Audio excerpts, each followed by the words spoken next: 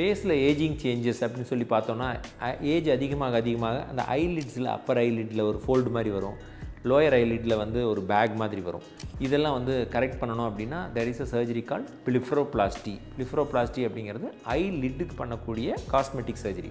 இது என்ன பண்ணுவோம் அப்படின்னா வந்து most of the time local anaesthesia கொடுத்துட்டு அந்த ஃபோல்ட் ஆஃப் ஸ்கின் அண்ட் அந்த ஃபேட் வந்து ப்ரொலாப்ஸ் ஆகிருக்கும், அதை வந்து எடுத்துகிட்டு ப்ராப்பராக நாங்கள் சூச்சர் பண்ணி கொடுத்துருவோம். அதே மாதிரி லோயர் ஐலிட்லேயும் வந்து அந்த ஃபேட் ப்ரொலாப்ஸ் ஆகிருக்கும், அந்த ஃபேட் ப்ரொலாப்ஸ் ஆனதை வந்து கரெக்டான பொசிஷனில் ப்ளேஸ் பண்ணிவிட்டு எக்ஸஸ் ஸ்கின் எக்ஸசைஸ் பண்ணி க்ளோஸ் பண்ணிடுவோம்.